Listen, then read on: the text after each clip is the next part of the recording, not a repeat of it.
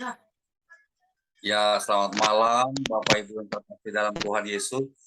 Puji Tuhan, kita malam ini diberikan kesempatan lagi untuk bersama-sama berkumpul, bersekutu, untuk sambil juga sharing firman Tuhan. Mari Bapak Ibu, sebelumnya kita siapkan hati kita. Kita mau angkat satu pujian terlebih dahulu. Mari Ko Willy. Ya, ku bersyukur Bapak. Silakan Ko Willy.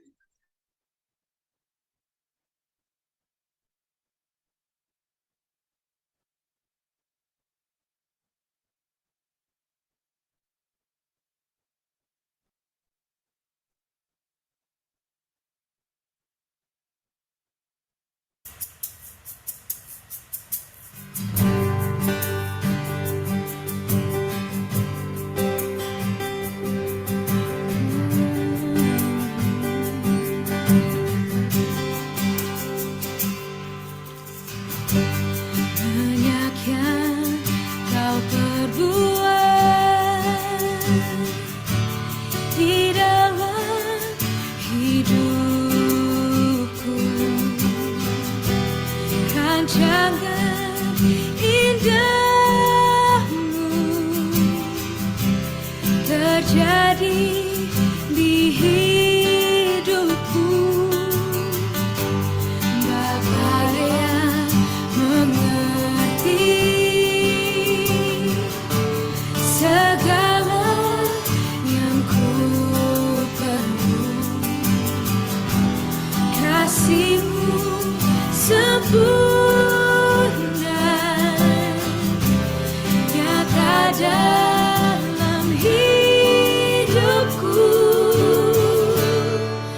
Ku bersyukur Bapa, ku bersyukur Tuhan buat kasih setia-Mu di dalam hidupku. Ku bersyukur,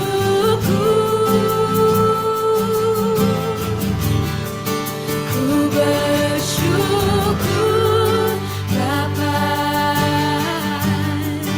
ku bersyukur Tuhan buat kasih setia-Mu di dalam hidupku. Ku bersyukur, ku bersyukur Tuhan.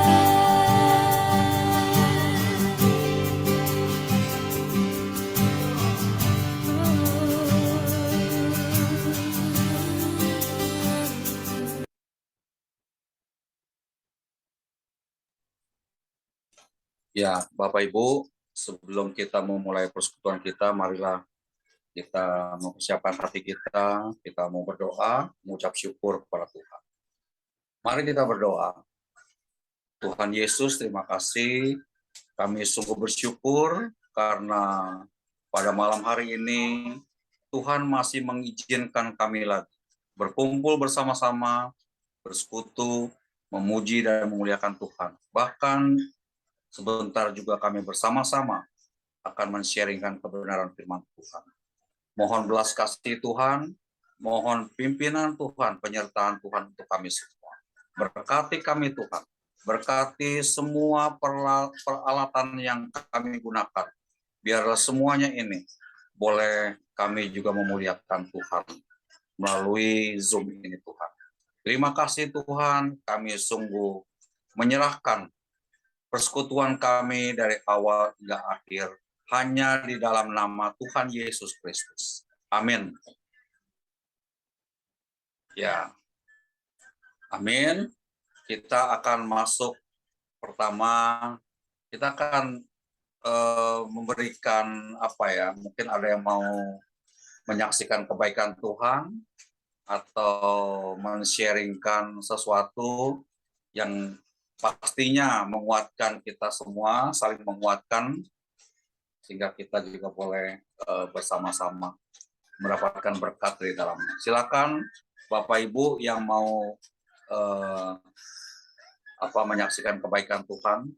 Saya percaya ya sepanjang minggu ini banyak hal yang sudah Tuhan buat, banyak hal yang sudah Tuhan tolong dalam kehidupan kita.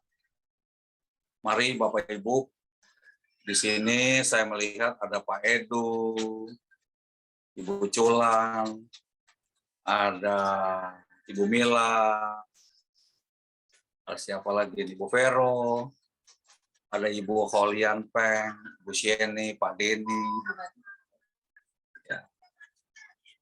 Siapa lagi nih, Pak Minsing. Ya silakan yang mau menyaksikan kebaikan Tuhan. Atau ada yang memuji Tuhan juga boleh. Seperti biasa, Ibu Culan biasanya mau mau memberikan puji-pujian, silakan. Yang lainnya Pak Paulus suruh nyanyi. Ya, belum. Mereka lagi mempersiapkan, setelah Ibu Culan mungkin mereka akan memberikan puji-pujian. Yang lainnya bersaksi dulu.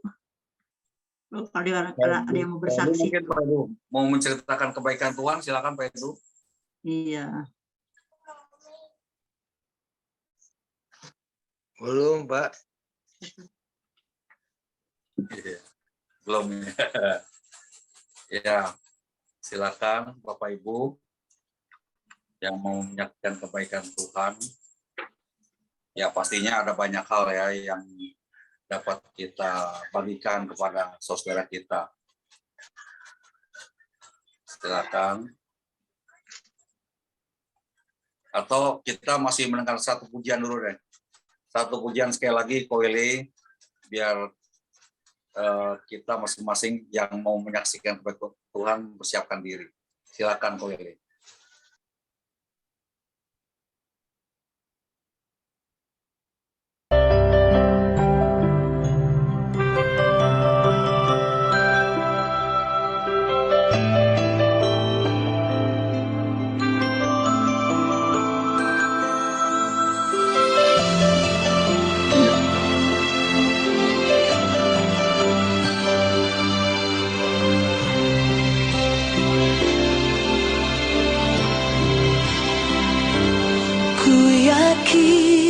Saat kau berfirman,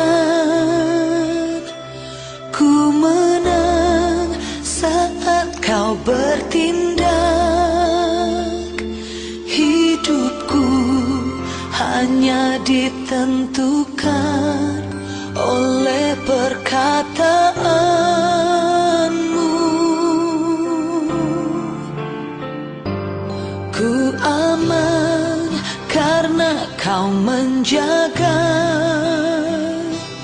ku kuat karena kau menopang. Hidupku hanya ditentukan oleh kuasa-Mu. Bagi Tuhan tak ada yang mustahil, bagi Tuhan tak ada yang tak mungkin. Mujizatnya disediakan bagiku, ku diangkat dan dipulihkannya.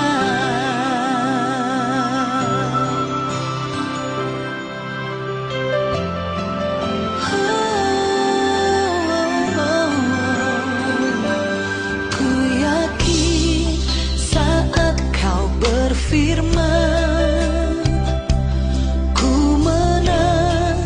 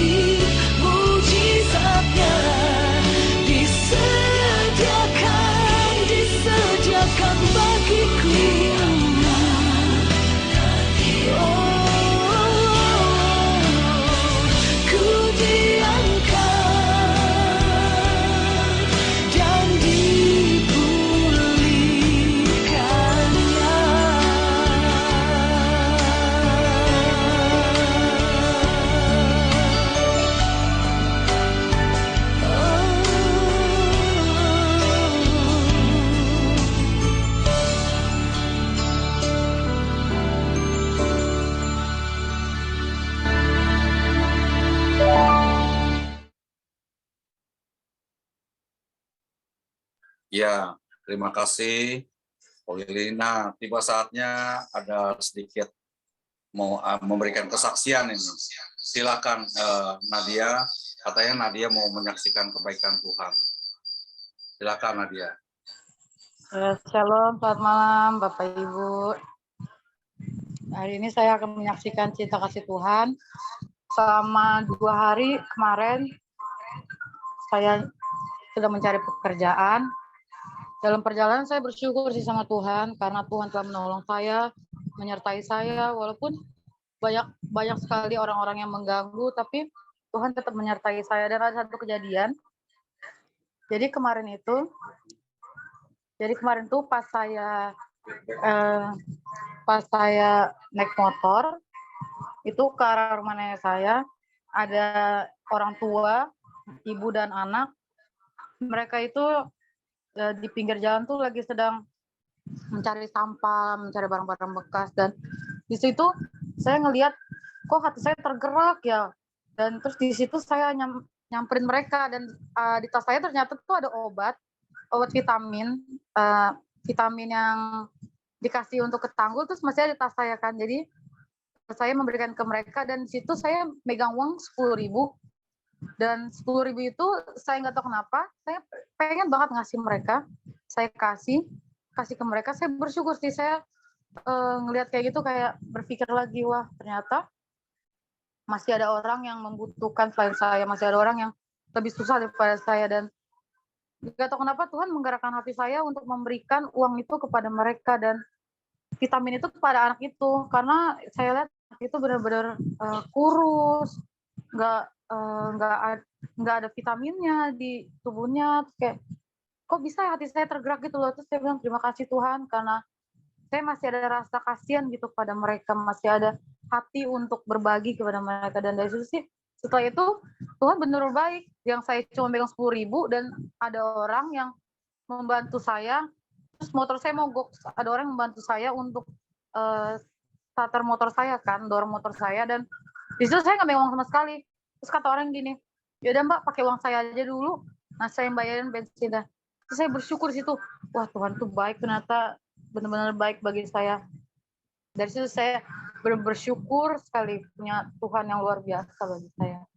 Itu yang saya ingin ceritakan, biar cerita saya ini bisa berbagi juga kepada orang-orang bahwa harus bersyukur tentang apapun, walaupun kita cuma megang uang sedikit, biar kita punya hati juga untuk berbagi, untuk membantu satu sama lain. Terima kasih. Ya, terima kasih Nadia yang sudah berbagi tentang kebaikan Tuhan. Ya, mungkin ada Bapak Ibu yang masih lagi mau menyaksikan kebaikan Tuhan sebelum kita nanti bersama-sama sharing firman Tuhan. Ibu Culan nggak jadi nyanyi atau lewat? Nah, saya mau bilang Nadia itu ya bagus, baik. Dia punya sedikit tapi dia kasih semuanya gitu ya. Itu Tuhan yang senang ya. Biar Tuhan selalu memberkati Nadia ya di dalam perjalanan hidupnya ya. Tuhan berkati. Yes. Ya udahlah, saya mau nyanyi. Nanti aja kapan-kapan nyanyi lagi.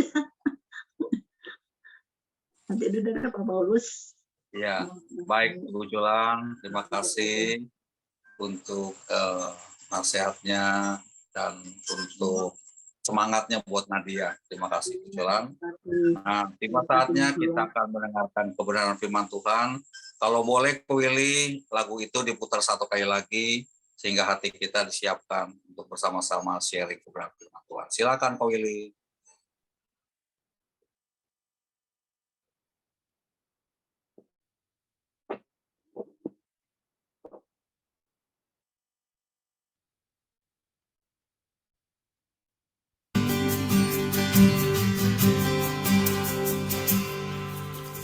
Banyak yang kau perbuat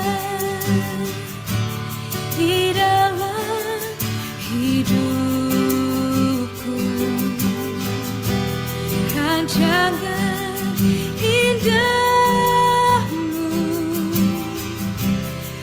terjadi di hidupku. Bapa yang mengerti.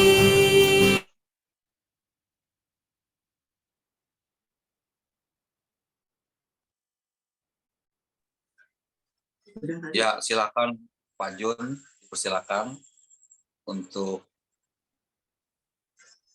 memberitakan firman Tuhan.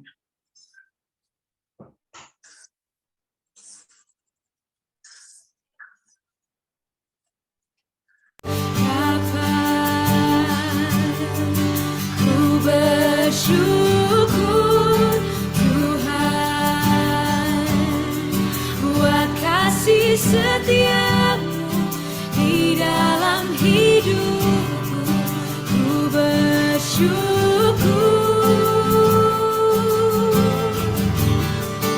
ku bersyukur Bapa,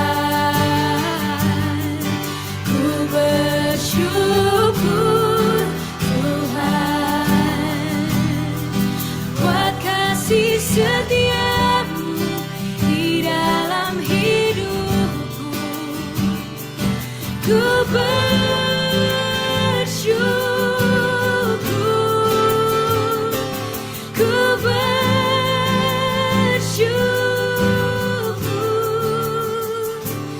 Tuhan.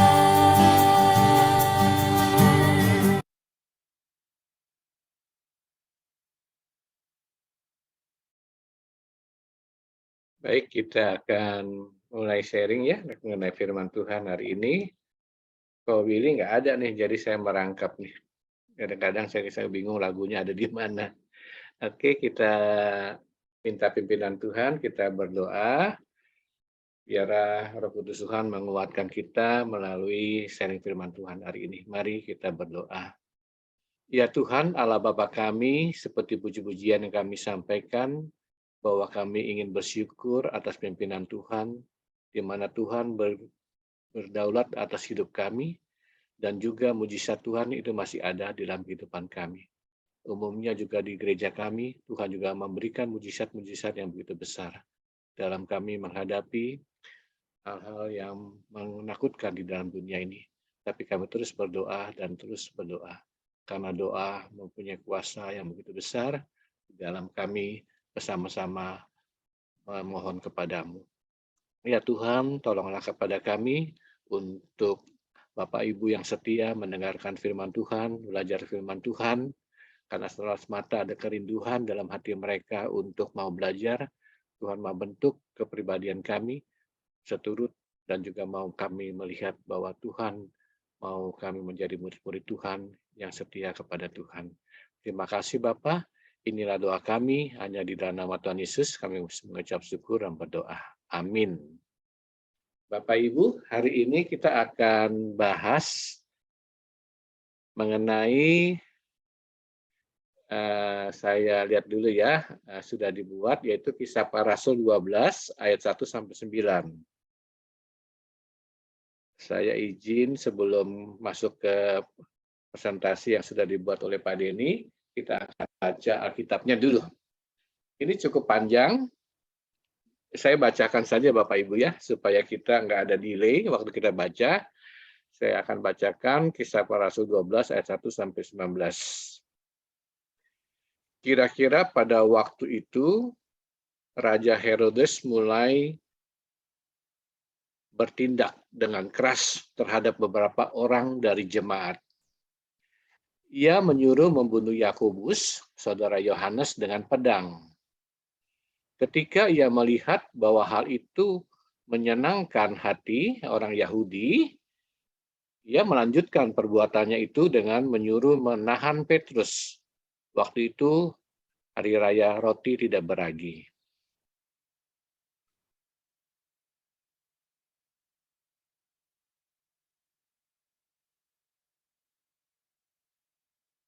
Setelah Petrus ditangkap, Herodes menyuruh memenjarakan di bawah penjagaan 4 regu.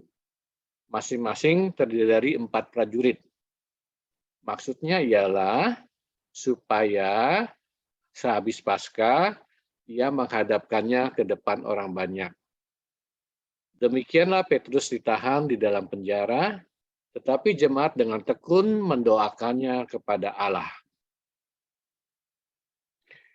Pada malam sebelum Herodes hendak menghadapkannya kepada orang banyak, Petrus tidur di antara dua orang prajurit, terbelenggu dengan dua rantai. Selain itu, prajurit-prajurit pengawal sedang berkawal di muka pintu.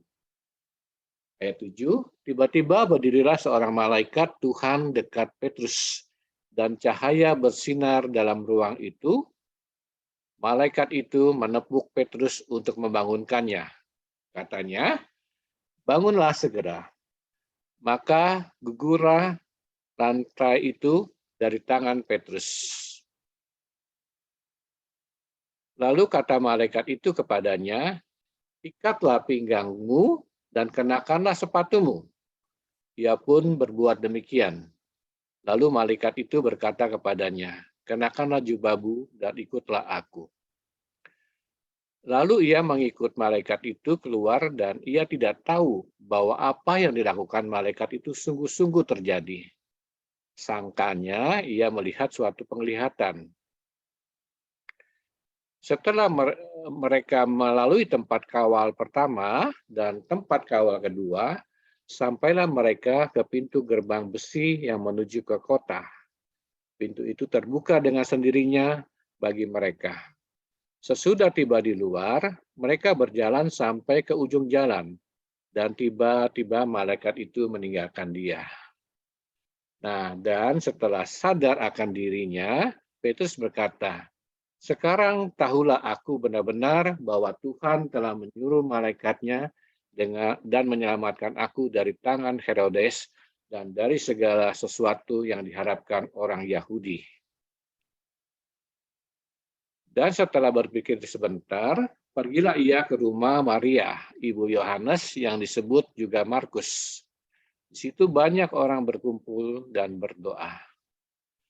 Dan ketika ia mengetuk pintu gerbang, datanglah seorang hamba perempuan bernama Rode untuk mengetahui siapa yang mengetuk itu. Ia terus mengenal suara Petrus, tetapi karena girangnya, ia tidak membuka pintu gerbang itu dan segera masuk ke dalam untuk memberitahukan bahwa Petrus ada di depan pintu gerbang. Kata mereka kepada perempuan itu, engkau mengigau, akan tetapi ia tetap mengatakan bahwa benar-benar demikian. Kata mereka, itu malaikatnya. Tetapi Petrus terus-menerus mengetuk, dan ketika mereka membuka pintu dan melihat dia, mereka tercengang-cengang. Tetapi Petrus memberi isyarat dengan tangannya supaya mereka diam. Lalu ia menceritakan bagaimana Tuhan menuntunnya keluar dari penjara. Katanya, beritahukanlah hal ini kepada Yakobus dan saudara-saudara kita. Lalu ia keluar dan pergi ke tempat lain. Pada keesokan harinya, gemparlah prajurit-prajurit itu.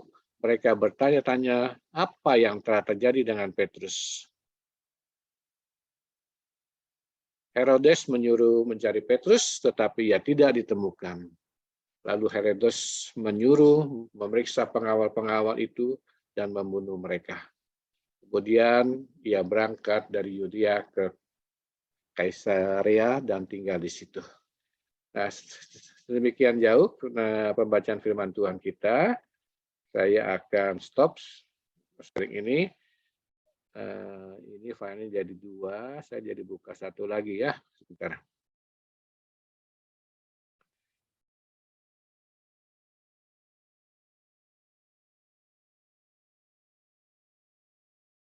Oke, terima kasih Pak Denny sudah membantu kami, membantu saya untuk membawakan sharing firman Tuhan ini. Judulnya mengenai aniaya, persekutuan doa, dan pernyataan Tuhan. Yang tadi kita baca dari Kisah Para Rasul 12 ayat 1-9. Kita mulai dari latar belakang ya Bapak Ibu. Herodes yang dimaksud adalah Agripa yang pertama. Ini cucu dari Herodes Agung yang telah meninggal ketika Tuhan Yesus masih bayi dan mengungsi di Mesir. Karena akan dibunuh oleh Herodes, Agripa I meninggal tahun 44 Masehi. Nah, Agripa pertama ini dari 10 Masehi sampai 44. Jadi merupakan penguasa Yudea dan Galilea, cucu dari Herodes Agung. Nama aslinya adalah Markus Yurius Agripa. Dan dia adalah raja yang disebut Herodes dalam Kisah Para Rasul 12. Herodes Agripa. Jadi kalau kita lihat itu Herodes Agripa ya gitu ya, bahasa Ibrani ya. Ya, ia menyuruh membunuh Rasul Yakobus dan memenjarakan Rasul Petrus. Bapak itu latar belakang mengenai Herodes. Kalau kita lihat di sebelah kiri foto itu ada koin. Jadi koin zaman dulu tuh ada raja yang atau bukan ada gambar wajah Agripa dalam mata koin tersebut. Itu kita lanjut selanjutnya mengenai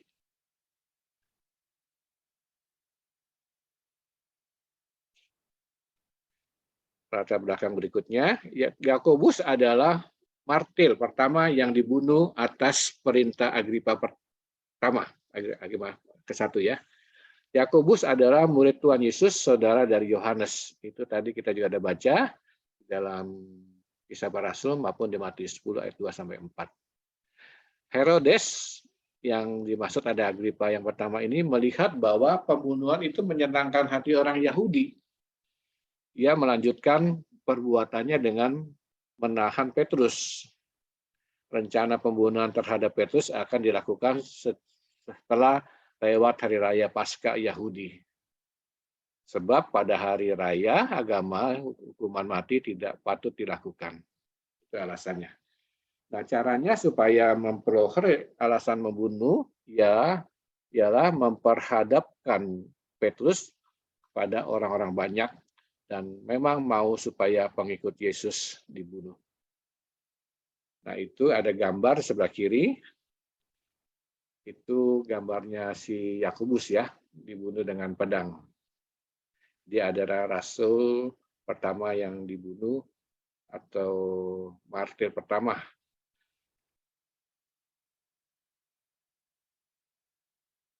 Nah, kita bahas sekarang udah topik langsung ke ayat-ayatnya nih Bapak Ibu. Nanti saya akan mulai agak sedikit sharing dari masing-masing ini. Nah, ini dibagi berapa bagian. Kita mulai dari ayat 1 sampai 4. Bagian firman Tuhan ini menyatakan kepada kita beberapa hal penting. Penderitaan karena iman pada Yesus dapat terjadi atas orang-orang Kristen. Penderitaan sebelumnya datang dari dan atas nama agama. Dalam bagian bacaan ini nampak jelas penguasa pun melakukan demi tujuan kekuasaan dan supaya disenangi. Derita dan kematian orang percaya memang dapat terjadi, tetapi Tuhan juga berdaulat atas kehidupan umatnya. Petrus harus melakukan panggilan Tuhan untuk pelayanan, karena itu tidak ada kekuasaan yang dapat menghambat tujuan Tuhan. Nah, Bapak Ibu, kalau kita lihat dalam ayat 1 sampai 4 ini jelas sekali. Tadi kan dimulai dengan Herodes tokohnya, lalu Yakobus yang pada saat itu mati dibunuh dengan pedang, kedua tokoh Petrus yang sengaja dipenjarakan gitu. Nah, saya akan baca lagi, nanti kita akan sharing ya mengenai ininya supaya agak nyambung. Itu ayat 1 dan 4. Nah, ayat 5 dan 10 tujuan mulia bagi Petrus supaya berita keselamatan sampai ke ujung bumi harus terlaksana. Petrus mati disalibkan terbalik di Roma. itu menyatakan bahwa memang nggak hanya di Yerusalem saja, bahwa berita Injil sampai ke Yudea dan Samaria. Nah, dan di atas kubur Petrus sekarang berdiri gereja Saint Peter di Vatikan. Karena itu derita memang ada, tetapi tidak ada derita yang melampaui maksud dan tujuan Tuhan atas umatnya. Pernyataan melalui hal-hal ajaib dilakukan Tuhan untuk meneguhkan iman jemaat pada Tuhan, tidak membiarkan. Pernyataan melalui hal-hal ajaib dilakukan Tuhan untuk meneguhkan iman jemaat bahwa Tuhan tidak membiarkan orang percaya selalu dalam derita. Kebenaran ini juga mengingatkan kita bahwa hal-hal yang supranatural dialami orang percaya untuk tujuan Tuhan, bukan untuk kesombongan rohani. Nah, ini jelas bahwa Tuhan mengizinkan tuh hal-hal yang supranatural, yang dimana dia di penjara, akhirnya rantai dilepaskan dan bisa keluar dari penjara. Padahal pada saat itu banyak tentara atau prajurit yang menjaganya. Itu di gambarnya jelas ya, malaikat menuntun Petrus untuk keluar. Nah, sorry.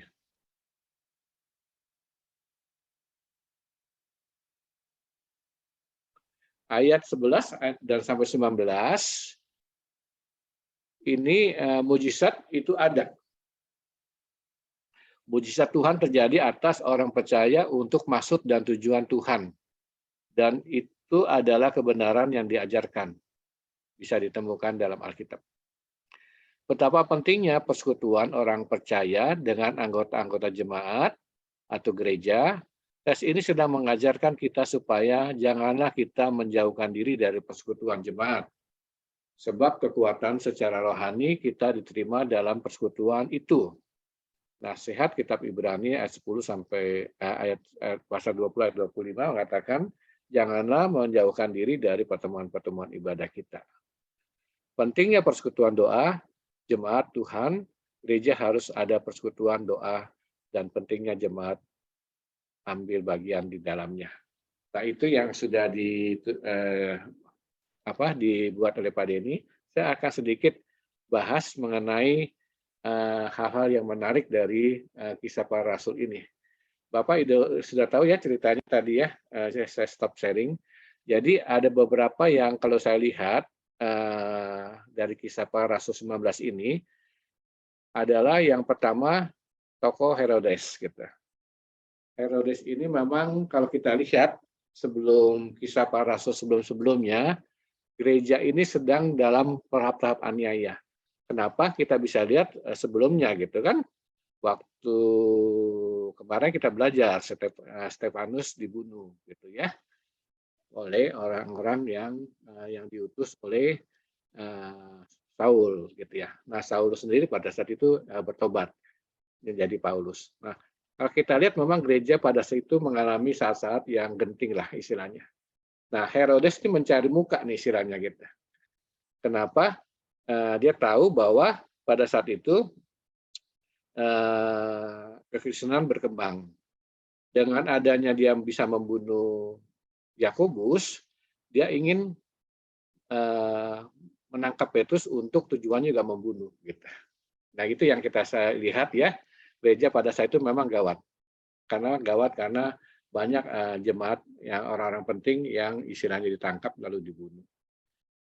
Nah, Petrus pada saat itu mengetahui bahwa dia dengan tidur dengan tenang gitu. Artinya ya dia mempunyai suatu keyakinan bahwa apapun yang dialami pada saat itu dia di penjara, dia punya iman bahwa perlindungan Tuhan pasti ada. Nah, yang kedua saya lihat bahwa selain ada Petrus, ada orang-orang yang selalu mendukungnya. Maka saya bilang ada sikap dan tindakan jemaat atau gereja pada saat itu. Nah, kita lihat bahwa banyak orang yang teman-teman berkumpul untuk mendoakan Petrus pada saat itu. Itu kita lihat ya sikap dan tindakan Petrus pada saat itu. Ia bisa dengan tenang, tapi dia juga dia terus didukung doa oleh teman-temannya. Mungkin rasul-rasul yang lain terus mendukung dia. Karena pada saat itu memang kesatuan doa itu penting. Kalau misalnya Petrus ditangkap, pasti yang lainnya, murid-murid yang lainnya merasakan bahwa hanya yang bisa melalui doa. Gitu. Jadi mau nggak mau itu yang penting bahwa pada saat itu mereka harus bersatu dalam doa. Nah, menunjukkan bahwa benar mereka serius minta pimpinan Tuhan supaya mereka melihat bahwa banyak kekristenan ini dapat berkembang terus gitu. Jadi di sisi lain kekristenan berkembang, tapi di sisi lain banyak orang-orang yang ditangkap pada saat itu. Nah, setelah itu saya lihat bahwa doa adalah merupakan hal yang penting. Jadi doa dengan sungguh-sungguh pada saat dia berdoa, disitulah Tuhan memberikan suatu mujizat. Mengutus malaikatnya untuk supaya Petrus bisa keluar dari penjara. Nah, akibatnya dari sikap mereka itu yang berdoa, jadi kalau saya lihat, ya kita jangan sampai jangan sampai kita jangan terputus doa kita. Gitu. Doa itu penting sekali, Bapak Ibu. Kalau saya punya kesaksian ya, kita punya doa yang punya khasiat iman gitu. Saya ingat waktu kita ingin mempunyai suatu gereja yang layak gitu. Itu saya ingat waktu Coffee Morning masih di gedung sebelah, dengan iman kita istilahnya mendoakan supaya gedung ini dibangun gitu. Nah, itu juga saya lihat dengan doa persekutuan dari Coffee Morning pada saat itu Tuhan menggenapkan gitu. Jadi doa itu penting, apalagi doa yang bersama-sama dalam gereja kita bersekutu untuk mendoakan satu tujuan. Akhirnya mujizat Tuhan juga ada gitu ya. Tuhan mengirimkan siapa aja donasi yang bisa membantu gereja kita berdiri. Itu contoh konkret yang ada di gereja kita. Jadi dari akibat itu akhirnya firman Tuhan tersebar. Nggak hanya berhenti di Yerusalem saja. Kenapa? Tuhan mengizinkan gitu Petrus untuk supaya bisa lari sampai ke Yudea dan Samaria. Nah, inilah yang kita lihat Bapak Ibu.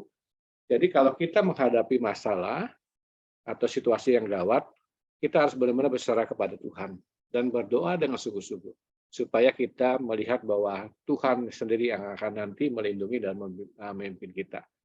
Nah, itu mengenai garis garis besarnya tentang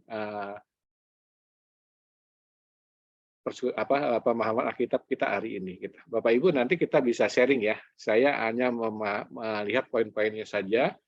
Apa yang kira-kira yang bisa di-sharingkan mengenai kalau lihat topiknya kan Yakobus martir dibunuh, tapi Petrus di penjara gitu. Tapi akibatnya dengan doa dari jemaat, akhirnya Petrus bisa keluar dari penjara. Mari kita bisa sharing apa saja yang mungkin dari Bapak Ibu yang bisa kita ada sesuatu yang bisa ditambahkan atau ada yang masih bingung, kita bersama-sama nanti Pak Denny bisa membantu.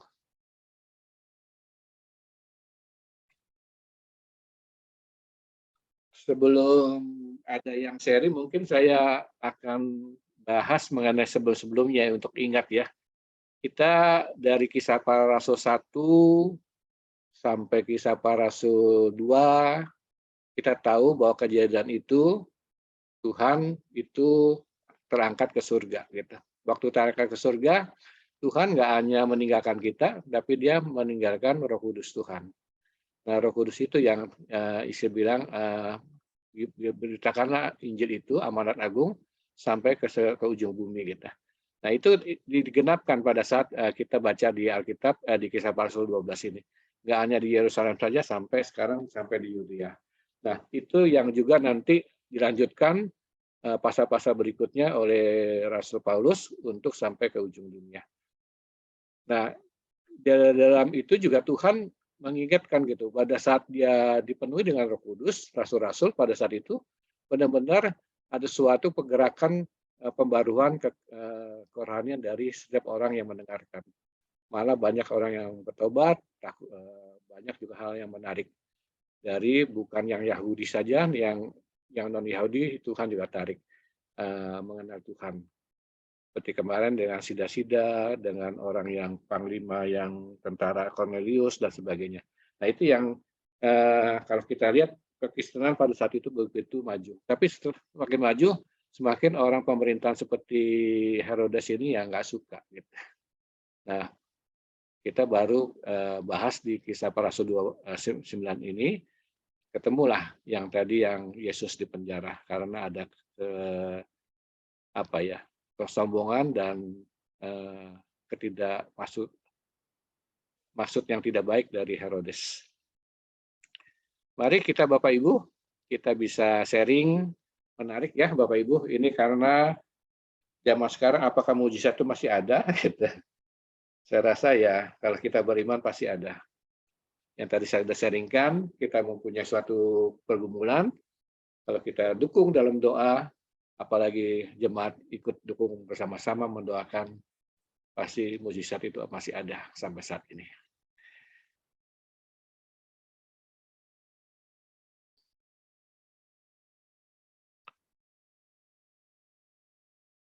Wah, ini mungkin harus ditunjuk ya. Mari Bapak Ibu. Biasanya Pak Paulus atau Bu Lena atau Bu Seni, mari Pak Ngising. Mungkin ada yang mau disampaikan, ada yang ditambahkan, silakan ya. Karena kita sifatnya ini sharing.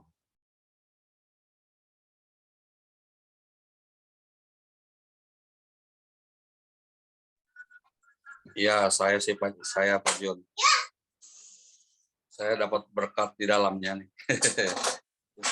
Ya, memang benar ya, pentingnya persekutuan itu, Pak Jun. Kalau saya melihat memang pentingnya persekutuan. Makanya ketika pelayanan Petrus itu, ya Petrus tetap semangat karena ada jemaat Tuhan yang terus mendukung doanya, mendukung pelayanan Petrus melalui doa. Karena doa itu penting sekali, Pak Jun. Petrus nggak sendiri, sehingga Tuhan benar-benar bekerja di tengah-tengah pelayanan Petrus.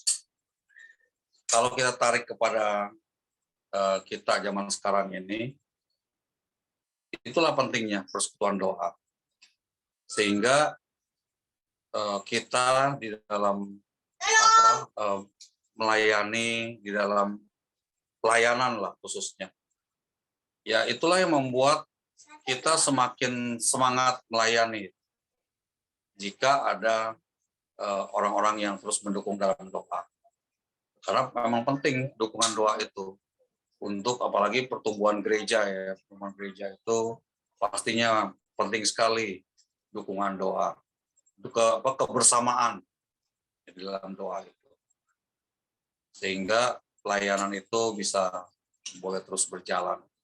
Jadi ketika Petrus mendapatkan tantangan yang seberat-beratnya, ya Petrus tetap Tuhan izinkan kalau belum waktunya Tuhan untuk memang diapakan aja ya, atau istilahnya dianiaya. Ya kalau memang belum waktu Tuhan, waktunya Petrus meninggal atau mati, ya pelayanan tetap jalan gitu. Makanya Petrus tetap semangat. Itulah pentingnya. Kalau saya lihat di situ, betapa pentingnya dukungan doa itu. Jadi kalau kita tarik kepada saat-saat ini, biarlah kita terus semakin semangat ya untuk dalam persekutuan, saling mendoakan dengan sungguh-sungguh, dengan hati yang tulus mendoakan hamba-hamba Tuhan, gereja Tuhan dalam pelayanan. Itu aja sih Pak Jun yang saya dapat berkat dari dalam pelayanan Petrus ini. Ya, makasih Pak Paulus. Memang kalau kita lihat pembicaraan kita atau topik kita hari ini nggak terlepas dari dukungan dari doa dari jemaat pada saat itu. Nggak hanya jemaat ya, kalau saya lihat gereja juga terus mendukung kita. Artinya kalau kita lihat memang kan gereja sudah ada tuh pada saat Kisah Para Rasul waktu itu memberitakan Injil. Artinya ada gereja-gereja yang saya rasa itu yang perlu dukungan, di mana kita tahu pada saat itu rasul yang istilahnya rasul yang yang berani pada saat itu, karena pada saat Petrus khotbah banyak orang yang bertobat, dan juga pada saat itu Herodes ingin mencari mencari muka. Jadi Herodes itu orang yang berbahaya gitu, orang yang jahat, mencari hati orang-orang pada saat itu. Dia lihat dari Yakobus gitu. Yakobus kok bisa dibunuh, kok orang yang istilah yang pro sama dia kok lebih senang gitu. Akhirnya dia mencari-cari tuh untuk Petrus sebagai sandera untuk nanti dihadapkan oleh orang banyak, akhirnya bisa tapi kan Tuhan tahu bahwa segala sesuatunya itu memberikan hal-hal yang menarik kita. Maka saya bilang, kok ada malaikat pada saat itu? Apakah itu maksud Tuhan? Iya, maksud Tuhan karena supaya Petrus itu nanti sampai ke Roma. Nah, itu menariknya di situ, Bapak Ibu. Kita kan nggak tahu. Kadang-kadang kita kalau pada saat Petrus pada saat itu di penjara, kita kan kadang-kadang mengklaim gitu bahwa saya sudah melayani Tuhan, tapi Tuhan memenjarakan kami. Tapi pada saat itu kita lihat ya bahwa Petrus tetap tenang dan tidur. Dia punya iman bahwa segala sesuatunya Tuhan yang akan merancangkan hidupnya untuk suatu saat kamu nggak mungkin sampai di penjara. Akhirnya Tuhan memberikan dia meloloskan dari penjara dan bisa sampai ke Roma. Bapak, terima kasih Pak Paulus ya, itu semua karena dukungan doa dari jemaat pada saat itu. Ada yang mau disampaikan? Mari.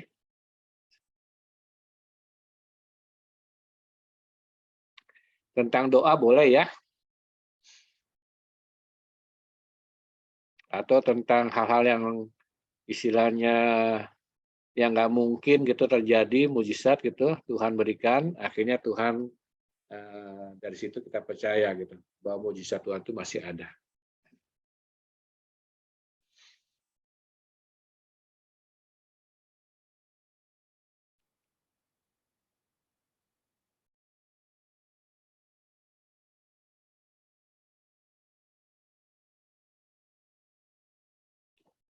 Mari Bu Vero, boleh Bu?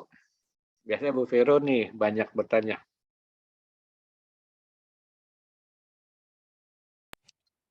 Makasih Pak John, nggak ada. Banyak.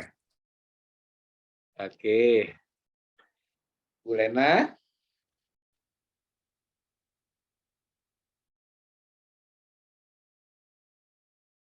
Oh iya Pak. Ya sama sih Pak, kayak ini tentang doa, kayak Petrus ya Pak. Kadang kita juga mengalami hal yang sama seperti Petrus, banyak belenggu. Jangankan kayak penyakit, dosa itu kan Pak. Tapi kita percaya doa yang tekun dan penuh iman, karena ketekunan sorga akan kuasa Allah akan bekerja. Tuhan akan mengirimkan malaikat untuk melepas semua belenggu itu, Pak. Terima kasih. Iya, terima kasih Bu sudah menguatkan kita.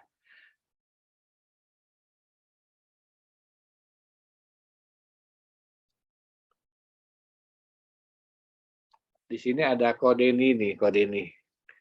Mari Kodeni Yosafat.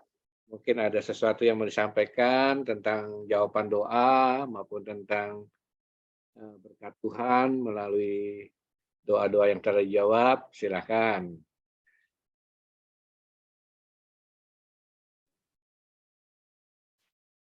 Nggak ada Pak Jun. Ya, ada ya, oke.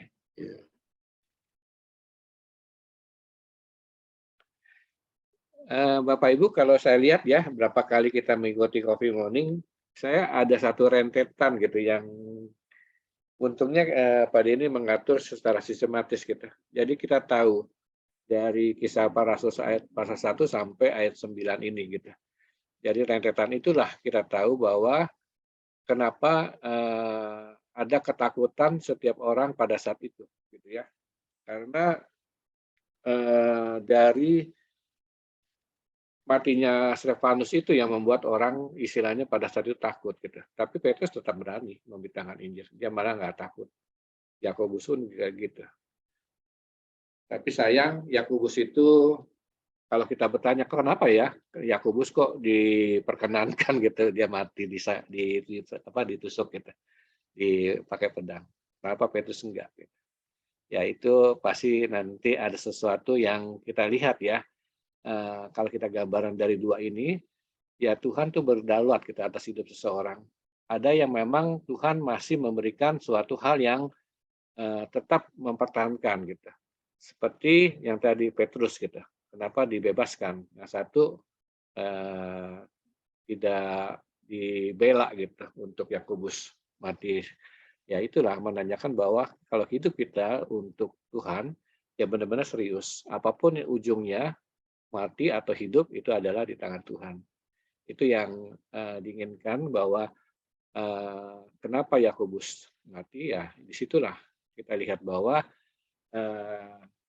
memang pada saat itu benar-benar gitu Kristenan benar-benar digencet habis-habisan. Jadi sampai ke martir, sampai ke kematian. Nah, kenapa Tuhan memakai Saulus yang kemarin untuk Paulus menjadi Paulus dan dia menjadi rasul yang terakhir, dia yang meneruskan nanti sampai ke ujung dunia.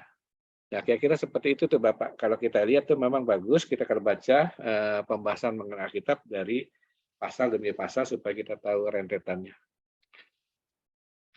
Di sini mungkin ada Ibu Leanpeng, mari Bu. Siapa tahu ada hal yang menguatkan kita dalam pelayanan Ibu selama di pelayanan, membantu di STT dan sebagainya.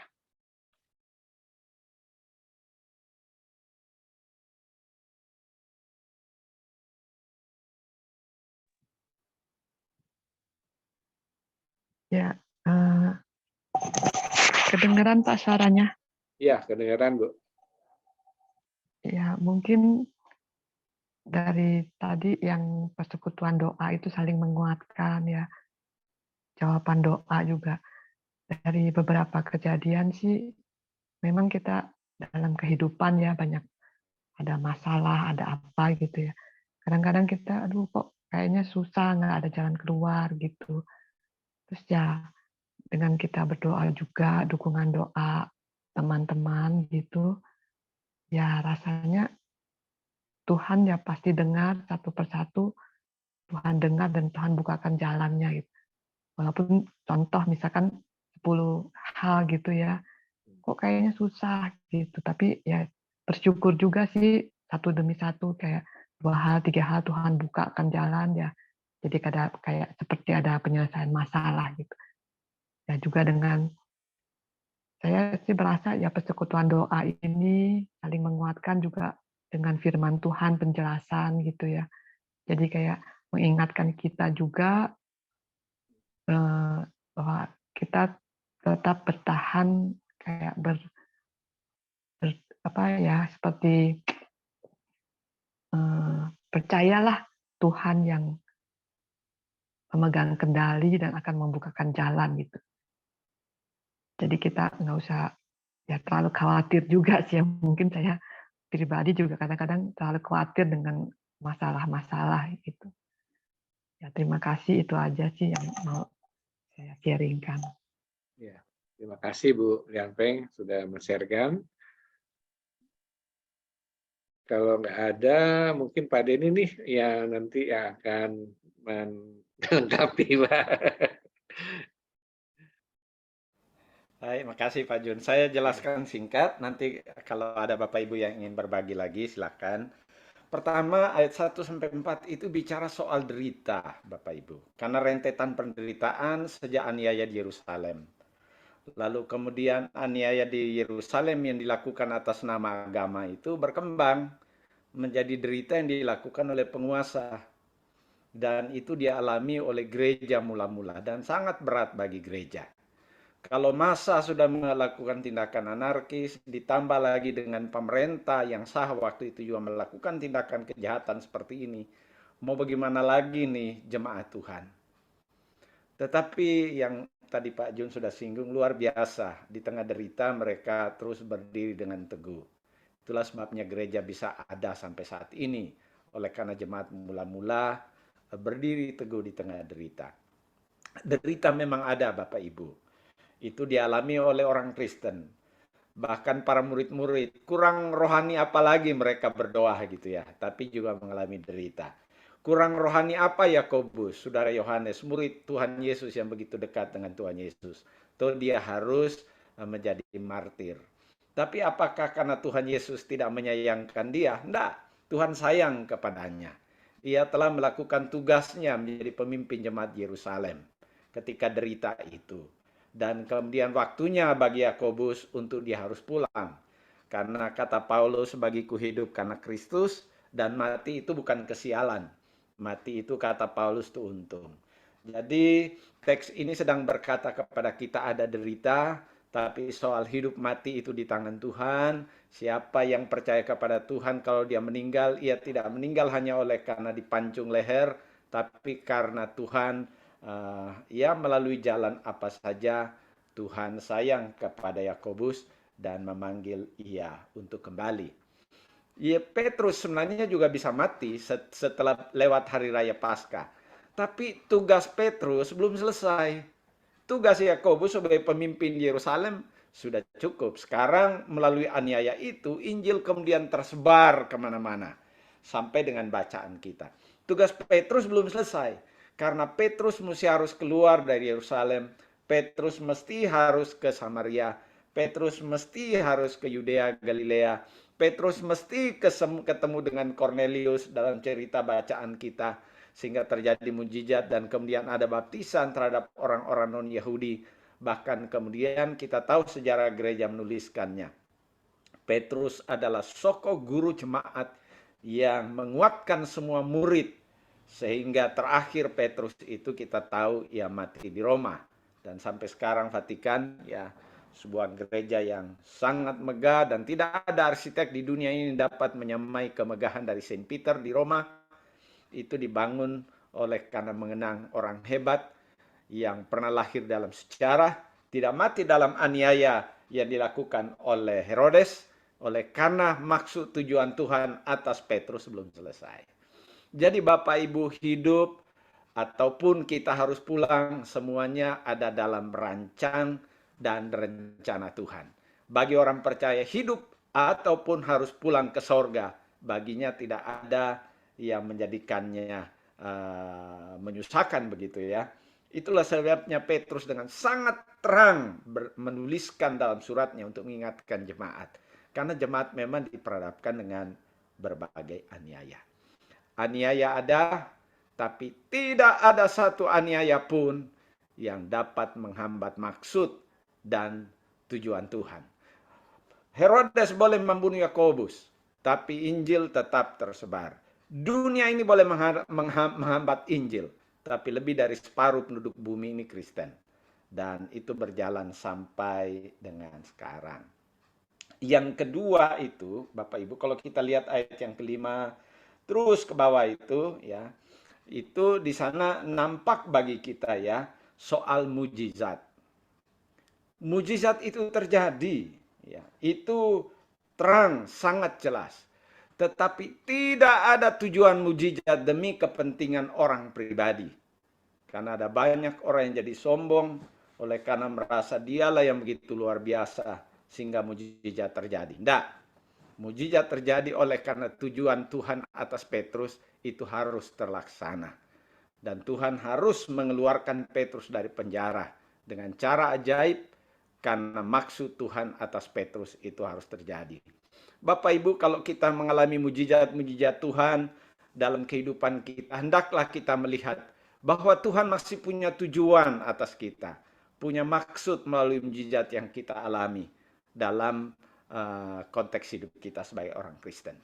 Sehingga kalau ada orang yang luar biasa dipakai Tuhan, tidak boleh congkak dengan mujizat yang terjadi melalui pelayanan. Karena Tuhan punya maksud, bukan oleh karena seseorang yang luar biasa. Petrus pun tidak berdaya kalau Tuhan tidak menolongnya. Nah, oleh karena itu, Tidak ada seorang Kristen pun yang akan membanggakan diri kalau dalam pelayanannya ia begini dan begitu, sebab semua jadi oleh karena Tuhan. Yang ketiga, bagian terakhir yang tadi sudah disinggung dalam baik Pak Jun, Pak Paulus, juga tadi Ibu Liampeng, itu yang ketiga itu bicara soal pentingnya persekutuan doa. Bapak Ibu, persekutuan kita walaupun kita kita membaca Alkitab, kita sharing, kita berdoa, sesungguhnya persekutuan kita baik melalui Zoom ini adalah sesuatu yang sangat berharga dan sangat alkitabiah, karena ini diajarkan oleh Alkitab kepada orang Kristen. Bagaimana kita dapat menghadapi pergumulan, kesusahan, persoalan kehidupan kalau kita tidak punya persekutuan doa seperti persekutuan kita walaupun lewat Zoom ini. Dan itu diajarkan oleh Alkitab. Ketika Petrus dalam penjara, ayat 12 berkata, setelah ia keluar dan setelah berpikir sebentar, ini kata Alkitab, pergilah ia ke rumah Maria, ibu Yohanes yang disebut juga Markus. Di situ banyak orang berkumpul dan berdoa. Mereka tahu Yakobus dibunuh. Mereka sekarang berhadapan dengan persoalan Petrus sekarang di penjara. Apa yang dibuat oleh umat Tuhan, oleh jemaat, oleh gereja waktu itu? Tadi Pak Jun sudah menyinggungnya.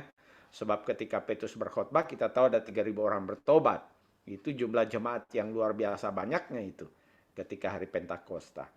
Dan di sini ada orang yang berkumpul, orang banyak berkumpul dan berdoa. Bapak Ibu, hanya sekedar mengulang saja. Ayo kita terus semangat dalam persekutuan kita ya. Walaupun mungkin persekutuan kita hanya via Zoom, karena di persekutuan ini kita dapat mendoakan gereja kita, pelayanan kita, keluarga kita, dan apa saja yang kita rindu bawa kepada Tuhan. Jika Alkitab menuliskan Tuhan sampai mengutus malaikatnya untuk membebaskan Petrus, oleh karena ada jemaat Tuhan yang bertelut berdoa, kita juga meyakini bahwa kebenaran ini adalah ajaran juga bagi kita untuk setia terus berdoa, membawa kepadanya apa yang menjadi pergumulan kita dengan iman bahwa kita tahu ada jawabannya, bahwa yang tak mungkin akan Tuhan jadikan mungkin bagi orang yang berseru. Itu dulu Pak Jun, terima kasih. Makasih Pak Denny. Mari Bapak Ibu, kalau ada lagi 1-2, nanti kita akan masuk dalam pokok doa yang akan melengkapi, menambahkan, atau masih ada yang mau bertanya, silakan.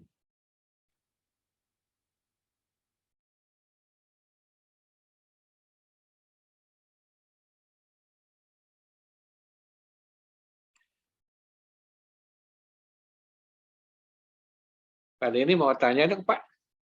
Di Kisah Para Rasul 9 ini kan setelah Petrus dari Yudea ke Kesarea kan nggak ada cerita lagi Pak tentang Petrus Pak ya. Betul, betul. Nah itu mungkin ada apa? Ada yang sampai ke Roma itu ceritanya gimana tuh Pak? Saya masih bingung sampai ke mana situ Jen. Karena di Alkitab nggak diceritakan tuh. Betul. Nah, Bapak Ibu, kalau kita meneliti Kisah Para Rasul, ya, penulis Kisah Para Rasul yaitu Lukas, ia menuliskan untuk Theophilus, ia melihat kegerakan Injil itu, ya, setelah Petrus melakukan banyak pekerjaan luar biasa sehingga jemaat berdiri di Yerusalem. Lalu kemudian mulailah orang tersebar, lalu Petruslah melalui peristiwa yang di Kaisarea mengakibatkan kemudian Injil itu dengan leluasa tidak ditentang untuk bisa diberitakan kepada orang bukan Yahudi. Itu semua pondasi itu diletakkan oleh Petrus.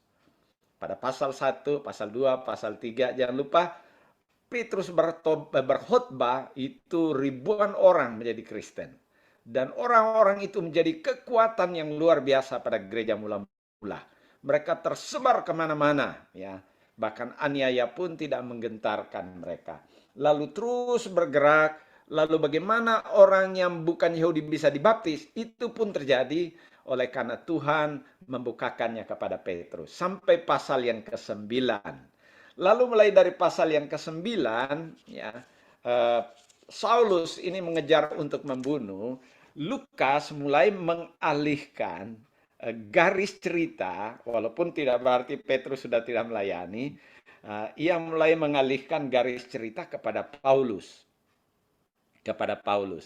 Karena kemudian ia menuliskan bagaimana Roh Kudus menuntun Paulus.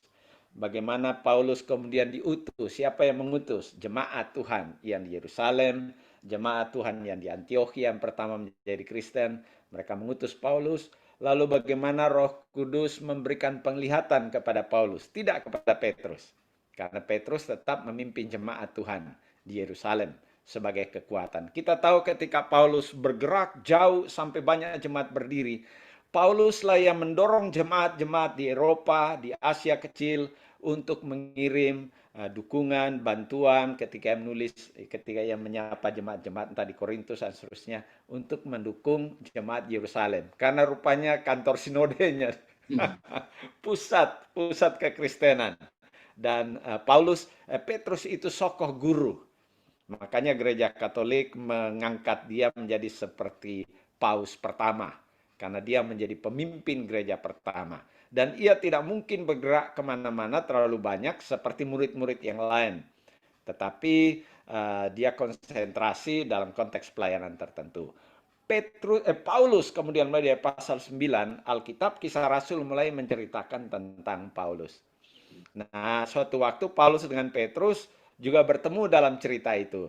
Sewaktu-waktu Petrus ditegur Paulus, kenapa berlaku munafik gitu ya. Diingatkan oleh Paulus dan seterusnya. Nah, tetapi kita dapat bertemu di surat-surat dari Paulus. Ketika ia berkata, bukankah aku juga punya hak seperti Kefas, Petrus, yang juga kemana-mana melayani, ia membawa istrinya gitu ya. Ya, kita tahu Paulus tidak punya istri gitu ya. Tapi dia singgung bahwa Petrus itu kemana-mana melayani. Tapi karena Kisah Rasul konsentrasi pasal 9 ke atas sudah mulai kepada Paulus, Lukas mengarahnya ke sana. Kenapa?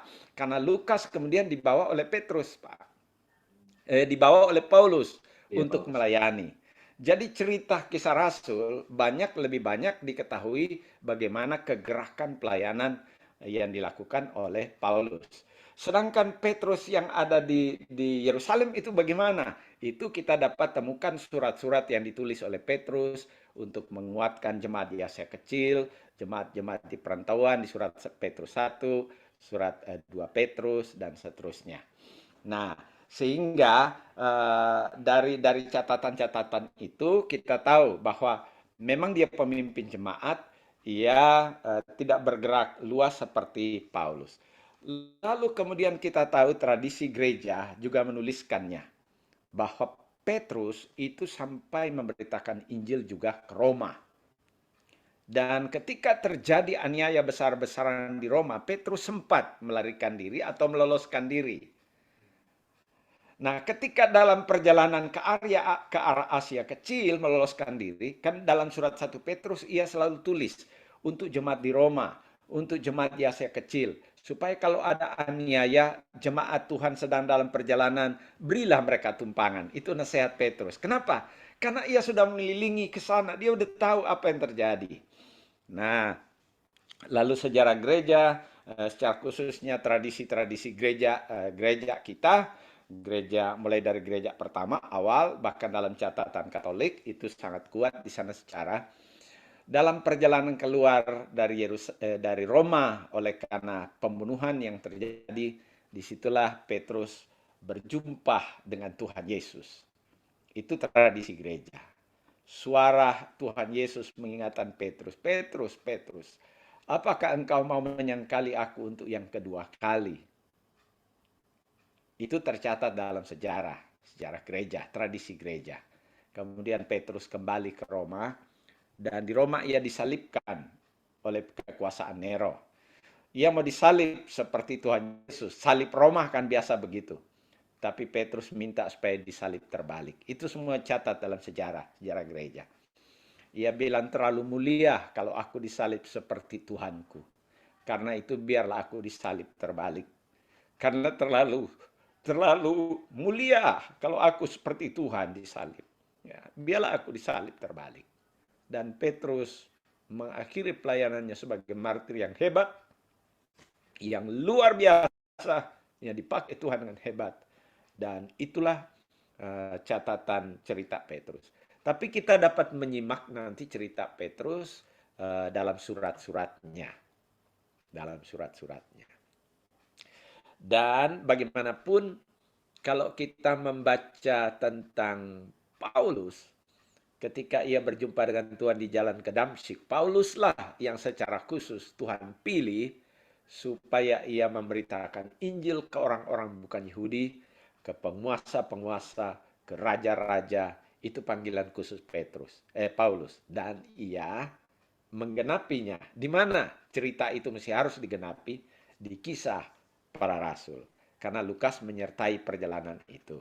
Jadi Lukas tahu gerak Paulus, maka ia dapat menuliskan mulai dari pasal 9. Ketika Paulus belum bergerak keluar, Lukas masih dapat menuliskan bagaimana cerita Petrus. Karena mereka masih sama-sama di daerah Yerusalem, bahkan di daerah yang Antiokhia dan seterusnya. Ketika keluar adalah Paulus, maka cerita Lukas beralih kepada kegerakan pelayanan yang dilakukan oleh Paulus. Tapi semua itu adalah rentetan indah. Sampai Injil itu bisa sampai kepada penguasa tertinggi pada waktu itu. Itu dulu Pak Jun, catatan di Kisah Rasul kita tidak ketemu secara real memang, seperti rentetan cerita biasa. Ya. Terima kasih Pak Din sudah jelas. Oke Bapak Ibu, kalau nggak ada lagi kita akhiri Bapak Ibu ya. Nanti saya minta Pak Paulus untuk berdoa. Mari kita berdoa dulu sebelum masuk pokok doa.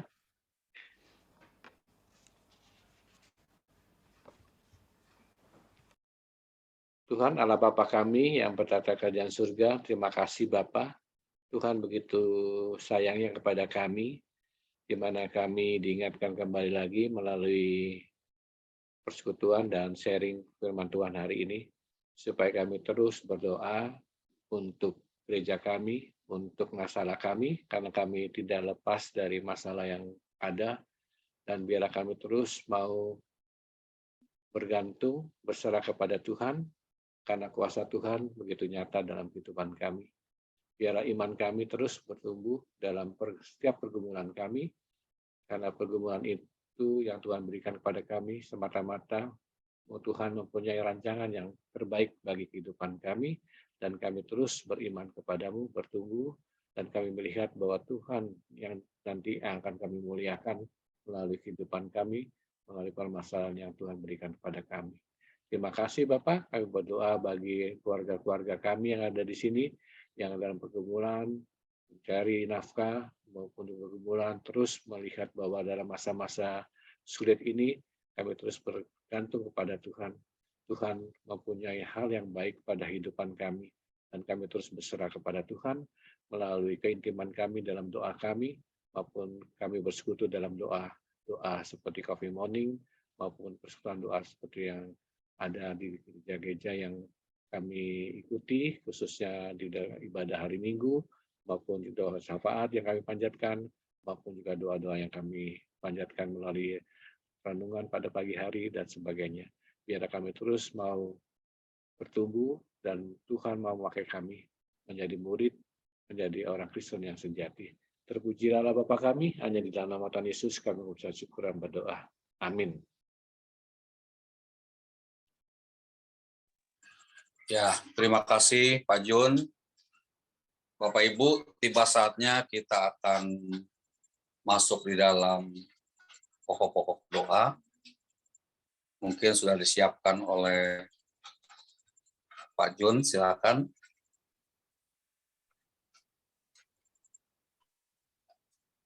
Ya, Bapak Ibu bisa Saya agak hang nih komputer saya, jadi kadang-kadang Ya Pak Jun, silakan. saya tutup dulu ya. Ini kayak kecepatan.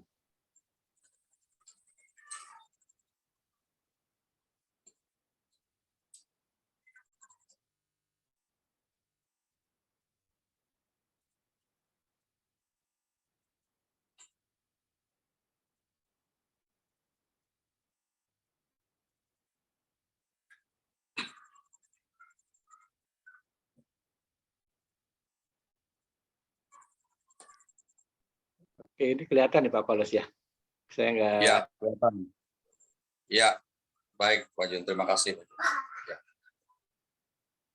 Bapak Ibu, kita mau berdoa. Yang pertama, pastinya kita bersyukur kepada Tuhan, ya, karena Tuhan sudah menyertai kita semua, sehingga kita boleh ada sebagaimana kita ada saat ini. Pokok doa pertama, kita berdoa agar iman orang percaya semakin bertumbuh dan juga melihat kuasa Yesus atas segala kehidupan kita. Ya. Dan pokok kedua, kita berdoa untuk persiapan ibadah minggu besok. Kita berdoa supaya Tuhan menolong semua petugas yang sudah mempersiapkan diri. Kita berdoa khususnya untuk Peter Bos, Ko Erik, untuk Pak Denny yang akan beritakan firman Tuhan, juga untuk Singar. Kita berdoa juga untuk gereja di pusat. Ya, kita berdoa untuk pendeta, hamba Tuhan, dan semua persiapan yang sudah disiapkan. Kiranya Tuhan terus menolong. Kita berdoa juga untuk jemaat Tuhan, supaya jemaat juga dipersiapkan malam ini hatinya, sehingga esok pagi berbondong-bondong datang ke gereja yang sudah kita rindukan, bersama-sama berkumpul. Mari Bapak Ibu, kita berdoa untuk pokok doa ini. Mari bersama-sama kita berdoa.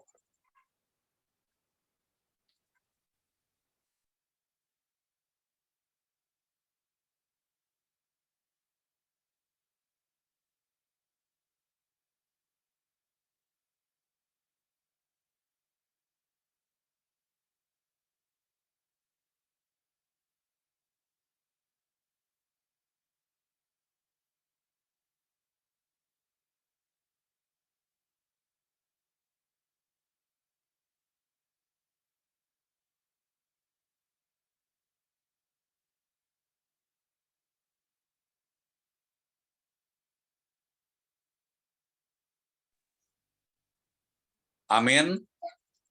Selanjutnya, pokok doa selanjutnya, ya, kita berdoa untuk kegiatan gereja minggu ini. Ya, yang tadi kita sudah sebutkan, ya.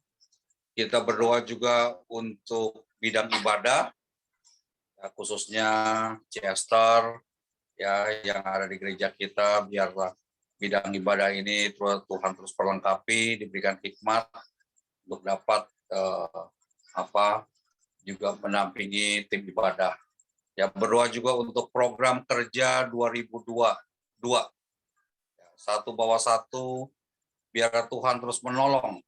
Begitu juga untuk tindak lanjut dari pemulihan Tuhan Yesus. Ya, biar program ini, biar Tuhan terus memberkati, menggerakkan hati semua jemaat agar juga terbeban bersama-sama membawa saudara, membawa teman atau siapapun juga bisa dibawa ke gereja. Terus pokok doa selanjutnya kita berdoa untuk beberapa keluarga yang ada di layar yang kita bisa lihat. Kita berdoa untuk Henrik Alessandro, ya, atau keluarga Awek. Kita berdoa supaya keluarga Awek juga Tuhan tolong. Berdoa juga untuk keluarga Bapak Hendy, ya, biar Tuhan terus juga menolong, ya, keluarga Ibu Henny Felis. Begitu juga berdoa untuk keluarga dokter Henny Riana dengan Pak Aban. Kita berdoa juga untuk Pak Hermanto Darmawan, Ya, sekaligus berdoa. Di sini ditulis anak kami nih. Ya, kita berdoa untuk Hizkia juga. Begitu juga untuk Ibu Ina Paruntu. Mari Bapak Ibu, kita berdoa untuk keluarga-keluarga, bahkan yang sudah ditulis di Warta Jemaat ini. Begitu juga program gereja, begitu juga pelayan gereja yang ada. Mari kita berdoa bersama-sama, Bapak.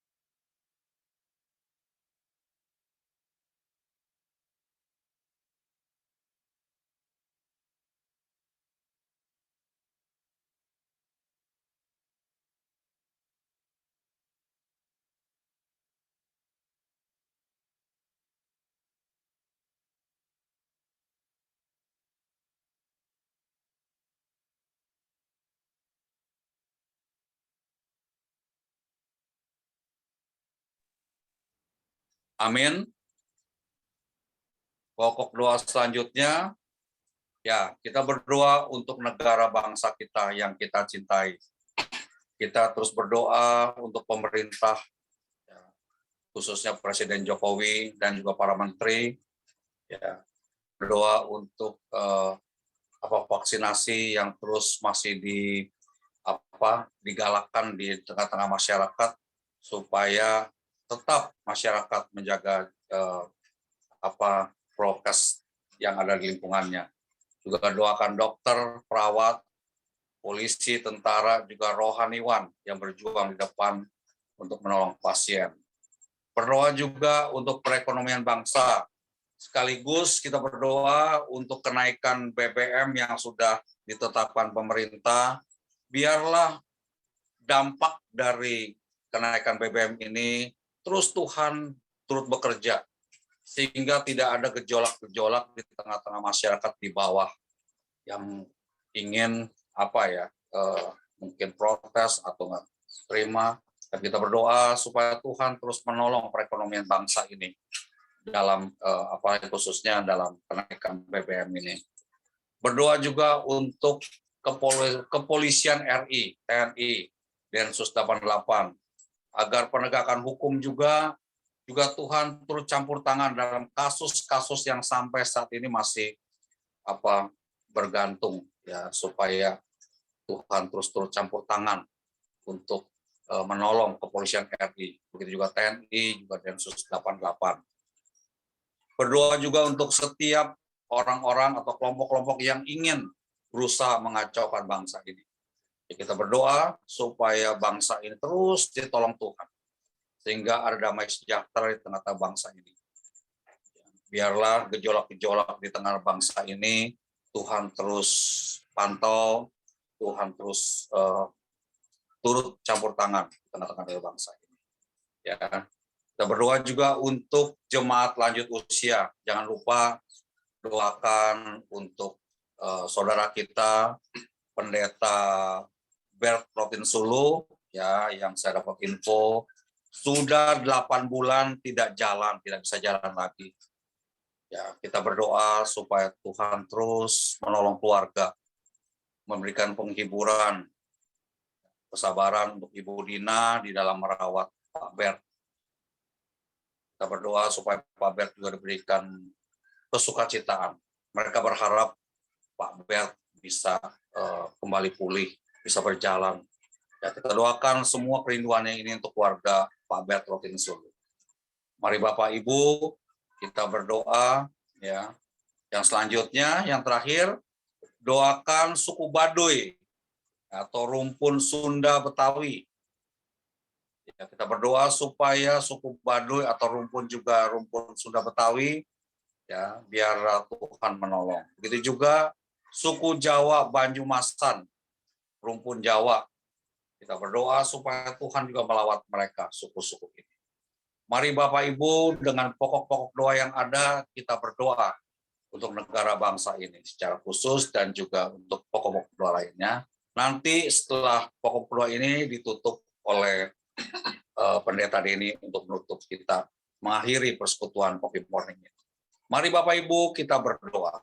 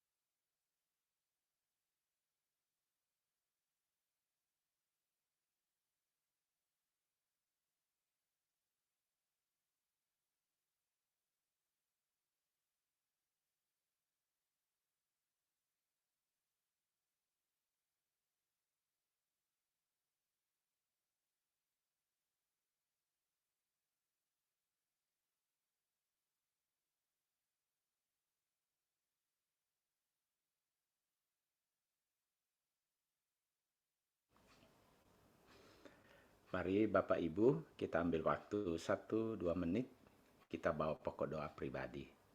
Mungkin ada doa kita untuk keluarga kita, anak-anak, atau saudara-saudara, atau suami, istri, atau cucu, atau mantu, mertua, atau siapapun, keluarga inti, keluarga dekat dengan kita.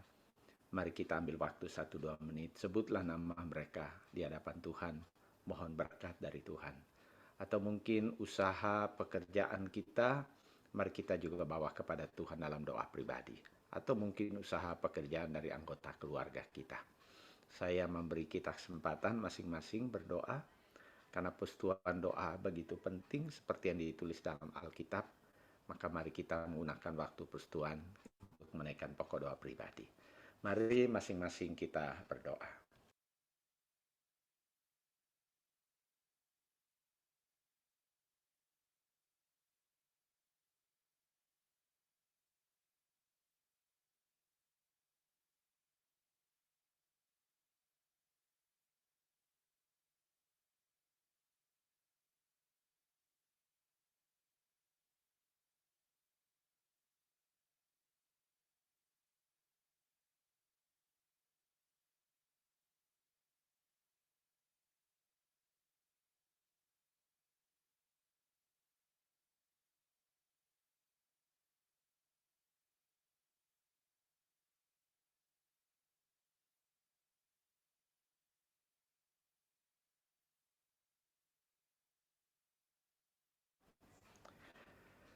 Bapa kami berterima kasih, kami sudah membaca Alkitab, dan kami tidak membaca hanya sekedar sebuah cerita bagaimana Yakobus, bagaimana Petrus, tetapi di dalamnya ada maksud Tuhan.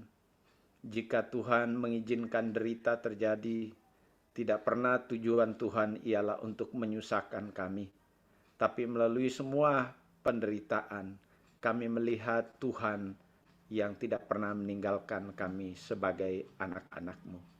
Kami juga diingatkan bahwa mujizat Tuhan terjadi sampai dengan hari ini. Dan jika Tuhan melakukannya atas tiap-tiap kami, karena Tuhan punya maksud supaya melaluinya, nama Tuhan Allah dimuliakan melalui kami semua sebagai pribadi, sebagai keluarga, sebagai gereja. Kami juga berterima kasih karena Tuhan mengingatkan kami, sekecil, sesederhana apapun persekutuan doa, di mana ada 2-3 orang berkumpul dalam nama Tuhan Yesus, bersekutu berdoa, di sana Tuhan Yesus hadir bersama-sama dengan umat-Mu. Karena itu kami senang, kami berterima kasih. Seberapa kami yang bersekutu melalui media Zoom ini, kami tahu Tuhan hadir bersama-sama dengan kami. Sekarang kami memasuki istirahat kami malam ini, menyiapkan diri kami untuk mengikuti ibadah pada hari Minggu. Kami mengucap syukur dengan iman bahwa kasih sayang Allah Bapa, sejahtera melimpah dari Tuhan Yesus, penghiburan sejati dari Roh Kudus, ketiga yang esa inilah yang menyertai kami anak-anak-Mu saat ini bahkan sampai selama-lamanya. Amin. Amin, Bapak Ibu. Terima kasih Bapak Ibu. Pak Jun. Terima kasih Pak Jun. Selamat malam. Terima kasih Pak Paulus. Ya, itu Pak Menteng, Pak.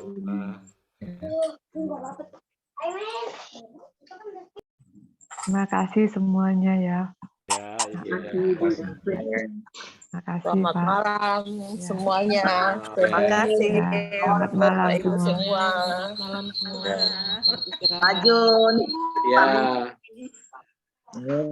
Bagus. Halo. Ya, Jen. Pak Edu.